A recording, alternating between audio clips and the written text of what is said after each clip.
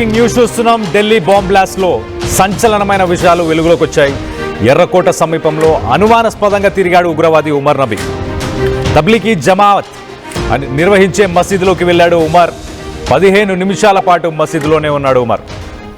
CC కెమెరాలో record అయిన దృశ్యాలను మనం చూడొచ్చు. చాలా క్లియర్గా కనిపిస్తుంది. అదే ఉమర్. తను బాంబ్ బ్లాస్ట్కి పాల్పడబోయే ముందు అక్కడ ఉత్తరప్రదేశ్ నుంచి పారిపోయి 10 మంది ఉగ్రవాదుల్లో ఒక్కడు మాత్రమే పారిపోయాడు. తనతో పాటు I-20 కార్లో పారిపోయి ఢిల్లీకి వచ్చి రెడ్ ఫోర్ట్ పరిసర ప్రాంతాల్లో చాలాసేపు తిరిగాడు. 15 నిమిషాల పాటు ఈ మసీదులోనే ఉన్నాడు ఉమర్. ఈ మసీదులో ఉన్న తర్వాత అక్కడి నుంచి ఎర్రకోట సమీపంలో ఉన్న ఏరియాస్ అన్ని రెక్కి చేసినట్టు తెలుస్తుంది. ఉగ్ర దాడికి ముందు ఎర్రకోట సమీపంలో ఉమర్ నబీ రెక్కి నిర్వహించాడు. ఒక రకంగా ఆయన కదలికలన్నీ ప్రస్తుతానికి సీసీటీవీ కెమెరాలో రికార్డ్ అయినాయన్ని విజువల్స్ ఇప్పుడు మనకు అందుతున్నాయి. ఇటు టెర్రరిస్ట్ యాక్టివిటీస్లో పాల్గొన్న 10 మందిలో 9 మంది దొరికారు. ఆ 10వ వ్యక్తే ఉమర్. అతను పారిపోయాడు. ఒక మెడికల్ యూనివర్సిటీలో పనిచేస్తూ ఒక డాక్టర్గా, ఒక ఎండీగా మెడిసిన్కి ఓతిచ్చి ఒక రెప్యూటబుల్ జాబ్లో పనిచేస్తూ ఇలాంటి దానికి పాల్పడ్డాడు. షాహీన్ అని చెప్పేసి ఎవరైతే ఒక ఇన్ఛార్జ్ ఉందో ఆమె కింద ఈ 9 మంది డాక్టర్లు పనిచేస్తున్నారు. ఆమెనే వీళ్ళందరినీ రిక్రూట్ చేసుకుంది. జైషీ మొహమ్మద్ అనే టెర్రరిస్ట్ సంస్థ కోసం వీళ్ళని రిక్రూట్ చేసుకుంది. చిన్న చిన్న సంస్థలు హిజ్బుల్ ముజాహిదీన్ ఇలాంటి చిన్న సంస్థలు యంగ్స్టర్స్ని రిక్రూట్ చేస్తాయి. కానీ జైషీ మొహమ్మద్ లాంటి పెద్ద సంస్థలు మాత్రం ఎప్పుడు ఎడ్యుకేటెడ్ పీపుల్ని మాత్రం టార్గెట్ చేస్తాయి. వాళ్ళతో పెద్ద పెద్ద విధ్వంసాలు సృష్టించడానికి ప్లాన్ చేస్తాయి. అందులో భాగంగానే ఉమర్ని కూడా రిక్రూట్ చేసుకున్నారు. ఉమర్ ఆ I-20 కార్లో పారిపోయాడు. అక్కడి నుంచి పారిపోయి ఢిల్లీకి చేరుకున్నాడు. ఢిల్లీ రెడ్ ఫోర్ట్ పరిసర ప్రాంతాల్లో తిరిగాడు. తిరిగి రెక్కి నిర్వహించిన తర్వాత అక్కడ బాంబ్ బ్లాస్ట్ చేశాడు. ఆయన ఉన్న I-20 కార్లో CNG మోడల్ అది. దాంట్లో CNG ట్యాంక్ కూడా ఉంది. మొత్తానికి CNG వల్ల పేలిందా లేకపోతే తను చనిపోదామని డిసైడ్ చేసుకున్నాడా అన్న దానిపై ఇంకా క్లారిటీ రాలేదు. ఎందుకంటారా, చనిపోవడానికి ఒక చారిత్రాత్మకమైన ప్లేస్ని సెలెక్ట్ చేసుకుంటారు టెర్రరిస్టులు. రెడ్ ఫోర్ట్కే వెళ్ళొచ్చు, పార్లమెంట్కి వెళ్ళొచ్చు. పరిసర ప్రాంతాల్లో ఎంతోమంది VVIPs ఉన్నారు. వాళ్ళందరినీ కూడా టార్గెట్ చేయొచ్చు. కానీ వాళ్ళని టార్గెట్ చేయకుండా రెడ్ ఫోర్ట్ పరిసర ప్రాంతాల్లో ఉన్న మార్కెట్ని ఎందుకు టార్గెట్ చేశాడన్న కోణంలో ప్రస్తుతానికి పోలీసులు అయితే ఇన్వెస్టిగేషన్ చేస్తున్నారు. గమనించాల్సిన విషయం ఏంటంటే ఇటు 2 సైడ్స్ నుంచి ఇటు పాకిస్తాన్ అలాగే బంగ్లాదేశ్లో కూడా ఇప్పుడు ప్రస్తుతానికి అక్కడ గవర్నమెంట్ కూలిపోయిన తర్వాత టెర్రరిస్టు సంస్థలు చాలా సంస్థలు ఏవైతే ఉన్నాయో అవన్నీ ఇప్పుడు పవర్లోకి వచ్చే అవకాశం ఉంది. రానున్న ఎన్నికల్లో కూడా అవి పార్టిసిపేట్ చేయబోతున్నాయి. గతంలో కూడా మనం చూసాం ఇటు పాకిస్తాన్కి ఆర్మీకి సంబంధించిన అలాగే అక్కడ టెర్రరిస్ట్ గ్రూప్స్కి సంబంధించిన ఎంతోమంది లీడర్స్ బంగ్లాదేశ్కి వెళ్ళారు. ఇండియా బార్డర్ పరిసర ప్రాంతాల్లోనే మీటింగ్లు పెట్టి హిందువులను ఉద్దేశిస్తూ భారతదేశాన్ని కూడా ఉద్దేశిస్తూ సెన్సేషనల్ కామెంట్స్ చేశారు. ఉగ్రవాదులను ఇప్పుడు భారత్ 2 సైడ్స్ నుంచి ఎదుర్కోవాల్సిన అవసరం ఉంది. ఇటు ఇండియా పాకిస్తాన్ సైడ్ నుంచి అలాగే ఇటు బంగ్లాదేశ్ సైడ్ నుంచి భారత్ అన్ని విధాలుగా సిద్ధంగా ఉంది. చాలామంది అంటున్న విషయం ఏంటంటే ఇంతకుముందు ఉన్న ప్రభుత్వాలు సెక్యులర్ గవర్నమెంట్స్, వాళ్ళు ముస్లిమ్స్ని కూడా బాగా చూసుకున్నారు, అప్పుడు ఇంత విధ్వంసం జరగలేదని చాలామంది ప్రజలు ప్రశ్నిస్తున్నారు. కానీ ఒకటి గుర్తు చేసే ప్రయత్నం చేస్తాను. అప్పటి ప్రభుత్వాలతో పోల్చుకున్నా కూడా అప్పటికంటే ఇప్పుడే టెర్రరిస్ట్ యాక్టివిటీస్ తగ్గిపోయాయి. గతంలో జరిగిన అంశాలను ఒక్కసారి మీకు చెప్పే ప్రయత్నం చేస్తాను. పహల్గామ్ దాడి తర్వాత ఇటు ఆపరేషన్ సింధూర్ని పాజ్ చేసిన తర్వాత మన డిఫెన్స్ మినిస్టర్ రాజ్నాథ్ సింగ్ ఒక స్టేట్మెంట్ ఇచ్చారు. ఎటువంటి టెర్రరిస్ట్ యాక్టివిటీస్ జరిగినా it will be act of war, ఖచ్చితంగా దీన్ని వార్గా కన్సిడర్ చేస్తామని చెప్పి అన్నారు.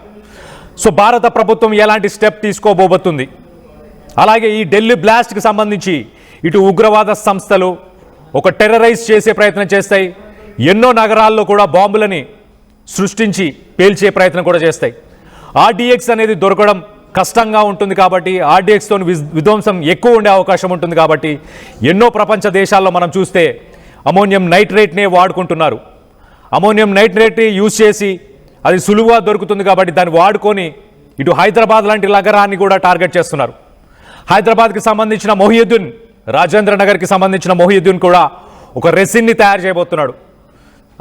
అతన్నే గుజరాత్కి సంబంధించిన యాంటీ టెర్రరిస్ట్ స్క్వాడ్ వాళ్ళు పట్టుకున్నారు. సో మొత్తం మీద ఆ రెసిన్ వల్ల జరిగే విధ్వంసం ఏంటంటే దాంట్లో కొన్ని కెమికల్స్తోని దాని ఒక పాయిజన్ లాగా తయారు చేసి ఆహారంలో కనుక పెట్టి ప్రజలు తినేలాగా చేస్తే కనుక ఒక్కసారిగా ఒకటేసారి ఎంతోమంది చనిపోయే ప్రమాదం ఉంది. అలాంటి దాడులకు కూడా ప్లాన్ చేస్తున్నారు ఇప్పుడు టెర్రరిస్టులు. బయో వెపన్స్ అని చెప్పుకోవచ్చు వీటిని, బయోలాజికల్ వెపన్స్, బయోటెక్నాలజికల్ వెపన్స్గా వీటిని పరిగణించవచ్చు.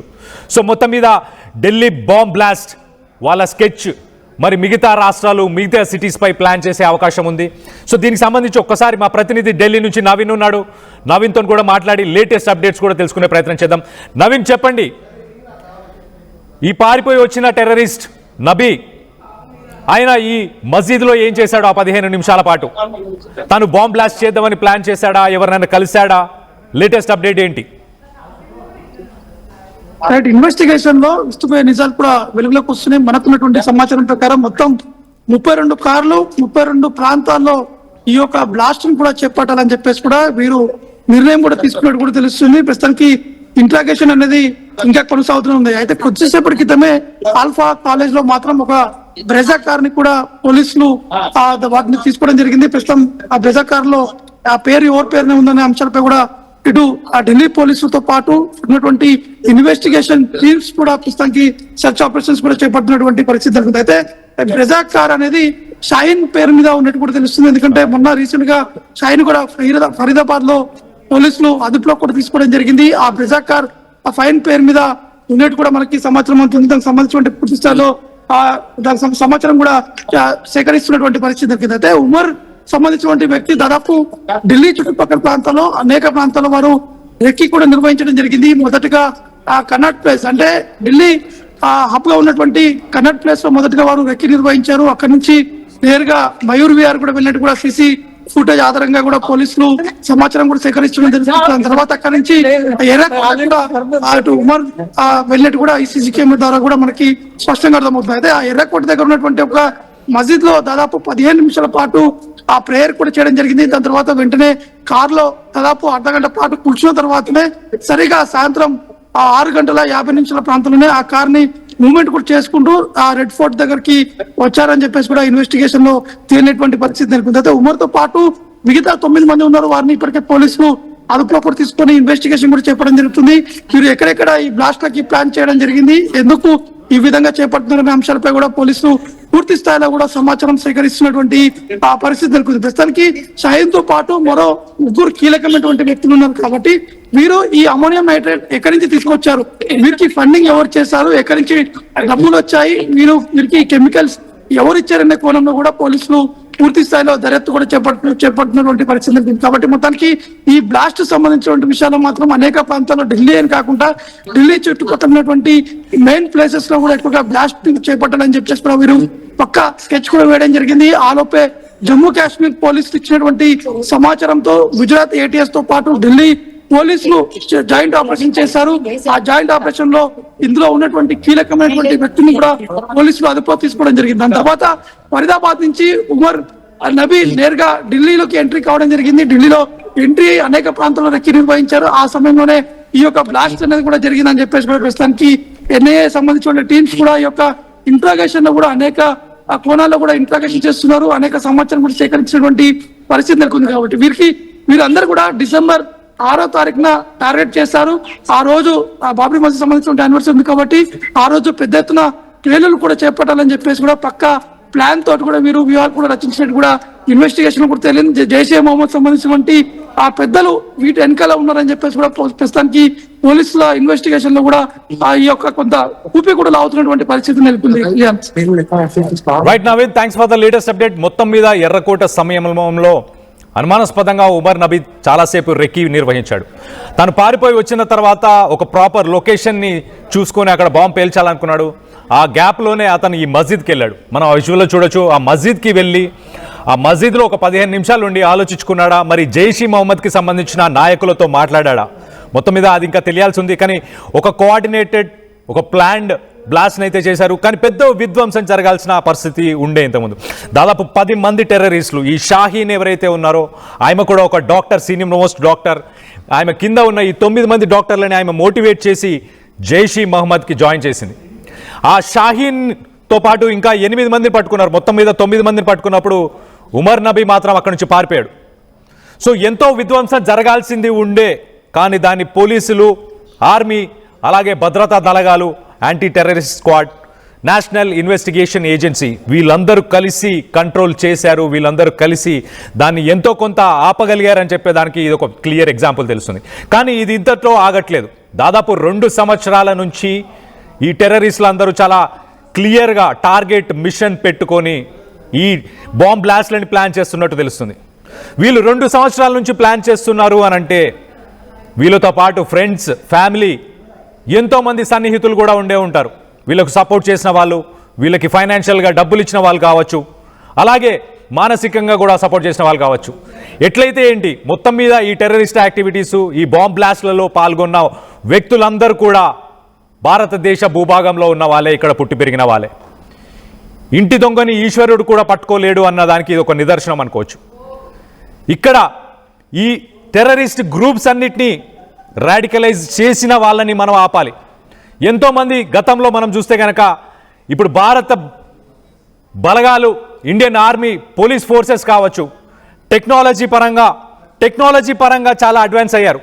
టెర్రరిస్ట్ యాక్టివిటీస్ని డ్రోన్స్ యూజ్ చేసి, అలాగే ఇటు వాళ్ళ ఫోన్స్ని మానిటర్ చేస్తూ, సోషల్ మీడియా మొత్తాన్ని మానిటర్ చేస్తూ, వాళ్ళని ఎప్పటికప్పుడు మానిటర్ చేస్తూ పట్టుకునే ప్రయత్నాలు చేస్తున్నారు. మనం చూస్తే కనుక లాస్ట్ ఇయర్ దాదాపు 82 మందిని పట్టుకున్నారు. ఆ ముందు సంవత్సరం 80 మందిని పట్టుకున్నారు. సో ప్రతి సంవత్సరం ఇలా సోదాలు జరుగుతూనే ఉన్నాయి, మానిటర్ చేస్తూనే ఉన్నారు. కానీ ఇనిషియల్ లెవెల్లో, అంటే రాడికలైజ్ చేసే లెవెల్లో, అంటే ఒకరిని మోటివేట్ చేయడానికి ఒక మసీద్ కావచ్చు, ఒక సోషల్ మీడియా ప్లాట్ఫామ్ కావచ్చు, ఒక వాట్సాప్ గ్రూప్ కావచ్చు, ఒక ఫేస్బుక్లో ఒక పేజ్ కావచ్చు, ఎక్కడైనా వీళ్ళని మోటివేట్ చేస్తున్నారు. గుజరాత్లో పట్టుకున్న 3 టెర్రరిస్టులు, దాంట్లో మొహియుద్దీన్, మన హైదరాబాద్ రాజేంద్ర నగర్కి సంబంధించిన వ్యక్తి మొహియుద్దీన్. ఆ మొహియుద్దీన్తో పాటు ఇంకో 2 వ్యక్తులను కూడా Gujarat ATS, anti terrorist squad, వాళ్ళు పట్టుకున్నారు.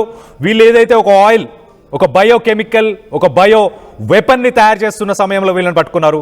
మొహియుద్దీన్ కూడా 2013 దాకా ఆయన చైనాలో మెడిసిన్ చదువుకొని వచ్చాడు, ఒక డాక్టర్గా ఉన్నాడు. కానీ ఆయనతో పాటు ఉన్న 2 వ్యక్తులు మాత్రం 20 ఏళ్ళు, ఒకరు ఒక టైలర్గా వర్క్ చేస్తున్నారు, ఇంకొకరు 21 ఇయర్స్, ఇంకొకరు ఒక గ్రాడ్యుయేషన్ కంప్లీట్ చేసిన ఒక వ్యక్తి. సో ఇంత యంగ్స్టర్స్ని కూడా మోటివేట్ చేస్తున్నారు. సో మనం టెక్నాలజీ పరంగా వీళ్ళని ఎదుర్కోవడానికి అన్ని రకంగా సిద్ధంగా ఉన్నాం. భారతదేశం, భారత ప్రభుత్వం, పోలీసులు కావచ్చు, నేవీ కావచ్చు, ఎయిర్ ఫోర్స్ కావచ్చు, నేషనల్ ఇన్వెస్టిగేషన్ ఏజెన్సీ, వీళ్ళందరూ కూడా అన్ని రకాలుగా సిద్ధంగా ఉన్నారు, అన్ని రకాలుగా వర్క్ చేస్తూనే ఉన్నారు. కానీ మెయిన్ కాజ్ అనేది ఎక్కడుంది? వీళ్ళని మోటివేట్ చేసే దగ్గర మనం అడ్డుకోవాలి. వీళ్ళని ఒక మ్యానిపులేషన్లోకి తీసుకెళ్తారు, అక్కడ అడ్డుకోవాలి. వీళ్ళు ఆ మ్యానిపులేషన్లోకి వెళ్ళిన తర్వాత మేము సాధించుతాం, మేము ఇది చేస్తాం, అది చేస్తాం అన్న భ్రమలో బతుకుతూ ఉంటారు. వాళ్ళు చనిపోయే సిట్యువేషన్కి వచ్చేదాకా వాళ్ళకి అర్థం కాదు. సో మొత్తం మీద ఈ టెర్రరిస్టులు, ఈ టెర్రరిస్ట్ యాక్టివిటీస్, ఇటు గతంలో మనం చూస్తే బీహార్కి సంబంధించి పాట్నాలో బాంబ్ బ్లాస్ట్లు కావచ్చు, పఠాన్కోట్లో చేసిన టెర్రరిస్ట్ యాక్టివిటీస్ కావచ్చు, వాటి తర్వాత ఇంతటి విధ్వంసాన్ని మళ్ళీ ఇప్పుడే ప్లాన్ చేశారు. సో ఇటు బంగ్లాదేశ్ హస్తం కూడా దీంట్లో ఉందా? టర్కీ కూడా దీంట్లో ఇన్వాల్వ్ అయి ఉందా? ఈ ఉమర్ నబీతో పాటు ఇంకో 9 మంది డాక్టర్స్ని లీడ్ చేసింది షాహీన్ అనే ఒక మహిళ. ఈ 10 మందిలో ఆమెనే అందరికంటే ఏజ్ ఉన్నాయమా, దాదాపు 50 ఏళ్లకు పైగా వయసు ఉంటుంది. అంత మైండ్, క్రిమినల్ మైండ్ అంటే అర్థం చేసుకోండి. ఒక మహిళ ఈసారి ఇన్వాల్వ్ అయిందంటే టెర్రరిస్ట్ గ్రూప్స్ని కొత్త స్ట్రాటజీస్తో ముందుకు వస్తున్నాయి. ఇటు ఎడ్యుకేటెడ్ ఒక డాక్టర్, MD చదువుకున్న వాళ్ళని కూడా దీంట్లోకి ఇన్వాల్వ్ చేస్తున్నారంటే అర్థం చేసుకోండి ఏ లెవెల్ ఆఫ్ మోటివేషన్ చేసి ఉండాలి, ఏ లెవెల్ ఆఫ్ బ్రెయిన్ వాష్ చేసి ఉండాలి. సో మొత్తం మీద ఢిల్లీ బాంబ్ బ్లాస్ట్కి సంబంధించి లేటెస్ట్ అప్డేట్స్ వచ్చాయి. ఇటు బ్రెజ్జా కార్, 3వ కార్ కూడా దొరికింది. మొదటగా i20, దాని తర్వాత ఫోర్డ్ ఈకోస్పోర్ట్, మనం నిన్న మాట్లాడుకున్నాం. ఇటు ఫోర్డ్ ఈకోస్పోర్ట్ కూడా ఉంది. ఉమర్ నబీ పేరు మీదనే ఫోర్డికో స్పోర్ట్ ఉంది, దాన్ని ట్రేస్ చేశారు. దాని తర్వాత ఇప్పుడు బ్రెజా కార్ కూడా దొరికింది. సో మిగతా నగరాల్లో కూడా ఇటు యూపీ, హర్యానా, అలాగే ఇటు జమ్మూ అండ్ కాశ్మీర్ అండ్ న్యూఢిల్లీ, ఈ రాష్ట్రాలతో పాటు మిగతా రాష్ట్రాల్లో కూడా పోలీసులందరూ ఒక్కసారి అప్రమత్తమయ్యారు. ఇటు పబ్లిక్ ట్రాన్స్పోర్ట్కి సంబంధించిన ప్లేసెస్, ఇటు రైల్వే స్టేషన్ కావచ్చు, ఇటు బస్ స్టేషన్ కావచ్చు, ఇటు ఎయిర్పోర్ట్స్కి కూడా మెయిల్స్ వస్తున్నాయి, మేము బాంబ్ బ్లాస్ట్ చేయబోతున్నాం ఎయిర్పోర్ట్స్ అని. ఇంటర్నేషనల్ ఎయిర్పోర్ట్స్కి కూడా థ్రెట్స్ వస్తున్నాయి. సో ప్రస్తుతానికి ఈ టెర్రరిస్ట్ యాక్టివిటీస్ రానున్న రోజుల్లో కూడా ఉండే అవకాశం ఉంది. ఈ టెర్రరిస్ట్ యాక్టివిటీస్ని గవర్నమెంట్ అయితే 100% ఇస్తూ గవర్నమెంట్ ఎదుర్కొనే ప్రయత్నం చేస్తుంది. కానీ ఇనిషియల్ లెవెల్లో వీళ్ళని ఎక్కడైతే వాట్సాప్ గ్రూప్స్లో కావచ్చు, పబ్లిక్ ప్లేసెస్లో, సోషల్ మీడియా ప్లాట్ఫామ్స్లో వీళ్ళని ఎవరైతే మోటివేట్ చేస్తున్నారో, రాడికలైజ్ చేస్తున్నారు, వీళ్ళని ప్రొవోక్ చేస్తున్నారు, ప్రొవోక్ చేసే వాళ్ళందరినీ ఆ రూట్ లెవెల్లో, గ్రాస్ రూట్ లెవెల్లో ప్రభుత్వాలు టార్గెట్ చేసి అక్కడ ఇనిషియేటివ్ తీసుకుంటే ఇలాంటి సంఘటనలు రానున్న రోజుల్లో జరగకుండా ఉండే అవకాశం ఉంటుంది. సో దీనికి సంబంధించి మరిన్ని వివరాలు తెలుసుకునే ప్రయత్నం చేద్దాం. మా ప్రతినిధి పెట్రిషియా ఉంది, పెట్రిషియాతో మాట్లాడి తెలుసుకునే ప్రయత్నం చేద్దాం. పెట్రిషియా, చెప్పండి, what is the latest update on terrorist activities right now? Yes, ప్రస్తుతం హైదరాబాద్ హై అలర్ట్లో ఉందని చెప్పొచ్చు. ఢిల్లీలో జరిగిన బ్లాస్ట్కి ఇప్పటికే హైదరాబాద్ అంతా కూడా హై అలర్ట్. చాలా సంచలనమైన విషయాలంతా కూడా ఢిల్లీ విషయంలో బయటికి వచ్చాయి. రెడ్ ఫోర్ట్ దగ్గరగా అనుమానాస్పదంగా ఉన్న ఉగ్రవాదులందరినీ కూడా ఎవరైతే నవీన్ డాక్టర్స్ ఉన్నారో వాళ్ళందరినీ కూడా అదుపులోకి తీసుకున్నారు. ఈ డాక్టర్స్కి సంబంధించిన ఫ్యామిలీస్ రాజేంద్ర నగర్లో ఉండడం, వాళ్ళ తమ్ముడిని అదుపులోకి తీసుకోవడము, సయ్యద్ వాళ్ళ కుటుంబ సభ్యులందరినీ కూడా ఆరా తీస్తున్నారు. ఇప్పటికే ఏటీఎస్ కూడా ఒకవైపు తనిఖీలు చేయడం, దాంట్లో అనేక లిక్విడ్ సబ్స్టెన్స్, దాదాపు 3 లీటర్స్ వరకు లిక్విడ్ సబ్స్టెన్సెస్ అంతా కూడా బయటపడడము. ఒకవైపు వీళ్ళని డాక్టర్స్ని కూడా సెమీ టెర్రరిస్ట్గా పిలుస్తూ ఉంటారు. ఒకవైపు కాపాడాల్సిన డాక్టర్సే ఇప్పుడు సెల్ఫ్ బాంబ్గా మారుతున్నారని తెలుస్తుంది. కాశ్మీర్లో కూడా పోలీసుల వేట కొనసాగుతుంది. ఇప్పటికే 800 దాదాపు ప్లేసెస్ అంతా కూడా తనిఖీలు చేస్తున్నారు. అనుమానాస్పదంగా ఎవరున్నా కూడా 100కి డైల్ చేయాలంటూ కూడా సజ్జనా చెప్తున్న పరిస్థితి. పులమాన్ ఒకవైపు కొన్ని ఏరియాస్లో కూడా అనేక మంది అదుపులోకి తీసుకున్నారు. ప్రభుత్వ ఉద్యోగులని కూడా అదుపులోకి తీసుకొని వాళ్ళ కదలికలను కూడా ఇన్స్పెక్ట్ చేస్తున్నారు. కానీ ప్రస్తుతం హైదరాబాద్లో మాత్రం టెన్షన్ వాతావరణం కనిపిస్తుంది. చాదర్ఘాట్, నాంపల్లి, పలు సెన్సిటివ్ ఏరియాస్, ఏదైతే పాత బస్తీ ఏరియాస్ అంతా కూడా తనిఖీలు చేస్తున్నారు. బాంబ్ స్క్వాడ్తో పాటు డాగ్ స్క్వాడ్ కూడా తనిఖీలు చేస్తుంది. అనుమానాస్పదంగా ఎవరు కనిపించినా, లేకపోతే ఎవరైనా సరే ఈ మధ్యకాలంలో సస్పీషియస్గా బిహేవ్ చేసినా, లేకపోతే ఏదన్నా సడన్ మనీ ఒక ఆన్లైన్ క్లాసెస్, లేకపోతే ఒక రిలీజన్ స్పీచెస్ కానీ, లేకపోతే ఇటువంటిది ఏదన్నా టెర్రర్కి సంబంధించిన దేంట్లో జాయిన్ అయినా ఖచ్చితంగా చెప్పాలి.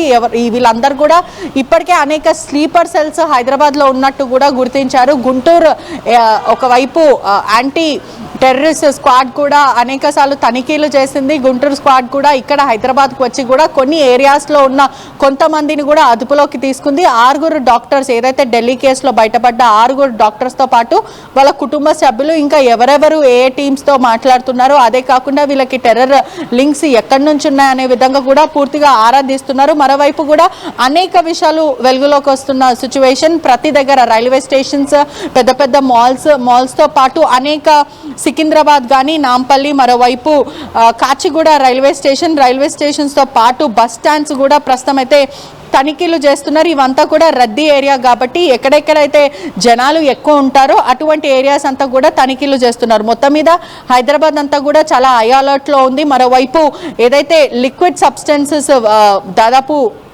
300 లిక్విడ్ సబ్స్టెన్సెస్ మిస్ అయ్యాయో అవంతా పైన కూడా అవి ఎక్కడికి వెళ్ళాయో, హైదరాబాద్లో రేపు ఎలక్షన్స్ ఉంది కాబట్టి, మరోవైపు election results, bypoll elections results కాబట్టి ఎటువంటి అవాంఛనీయ ఘటనలు జరగకుండా హైదరాబాద్ అంతా కూడా బందోబస్తు పెంచడం, మరోవైపు ప్రతి చోట్ల సెన్సిటివ్ ఏరియాస్ అంతా ఎక్కువ రద్దీగా ఉన్న ప్రాంతంలో అంతా కూడా తనిఖీలు చేస్తున్నారు. ఈ క్రమంలోనే ఎక్కడైనా ఏదన్నా ప్లాన్ చేస్తారా, ఇంకా ఉగ్రకుట్రకు ఏదన్నా ప్రయత్నిస్తున్నారా? ఎందుకంటే హైదరాబాద్లో కూడా భారీ ఎత్తున బాంబ్ బ్లాస్ట్ చేయడానికి కూడా ఈ ఉగ్రవాదులు ప్రయత్నించారంటూ కూడా ప్రస్తుతం సమాచారం వస్తుంది. ఈ క్రమంలోనే ఎలక్షన్స్ కాబట్టి కర్ణాటక ఒకవైపు ఇక్కడ ఎలక్షన్స్ బైపోల్ ఎలక్షన్స్ జరుగుతూ ఉన్నాయి కాబట్టి ఖచ్చితంగా ఏదన్నా ప్రయత్నిస్తున్నారా హైదరాబాద్లో భారీ ఎత్తున ఏదైనా బాంబ్ బ్లాస్ట్కి కానీ లేకపోతే ఇంకేదన్నా ప్రయత్నిస్తున్నా అన్న విధంగా కూడా ప్రస్తుతం అయితే తనిఖీలు కొనసాగుతున్నాయి. Right పెట్రిషా, thanks for the latest update. ఇటు హైదరాబాద్కి సంబంధించిన టెర్రరిస్ట్ మొహియుద్దీన్ బ్రదర్ ఫరూకీ, అతను ఒక చార్మినార్కి సంబంధించిన ఒక మద్రాసాలో మౌలానాగా పనిచేస్తున్నాడు.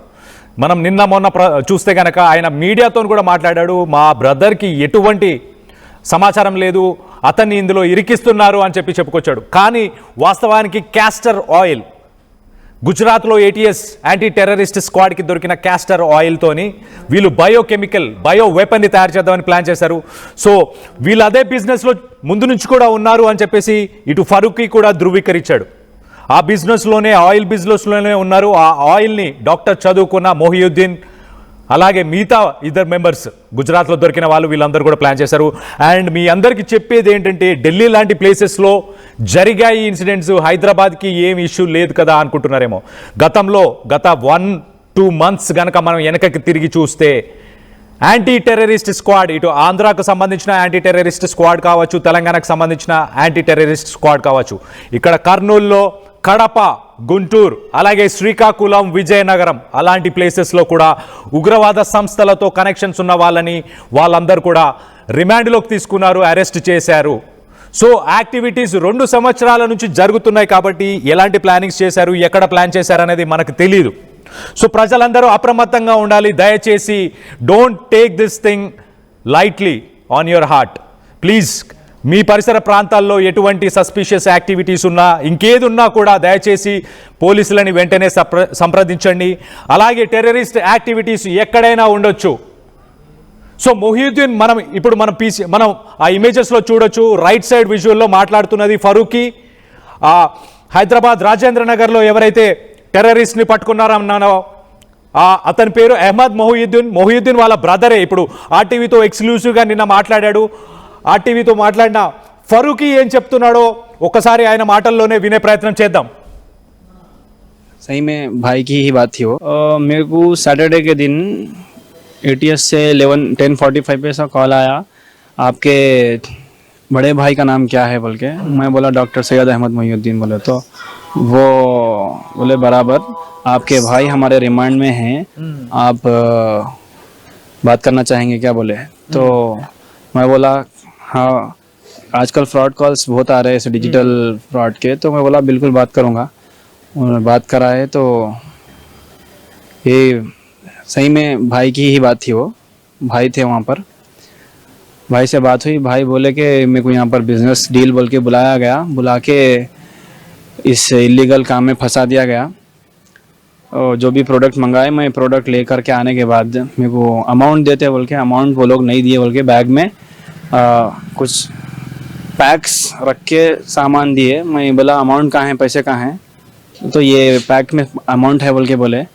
अच्छा ठीक है बोल के मैं लेके निकला. लेकिन कुछ दूर जाने के बाद पुलिस की टीम आई, मेरे को रोकी और चेकिंग करना है बोल के बोली. चेकिंग करने में बैग में पैक्स फाड़ के देखे तो उसमें अमाउंट नहीं था. अमाउंट के जगह पे ये इलीगल सामान वगैरह, पिस्तौल वगैरह रखे हुए थे.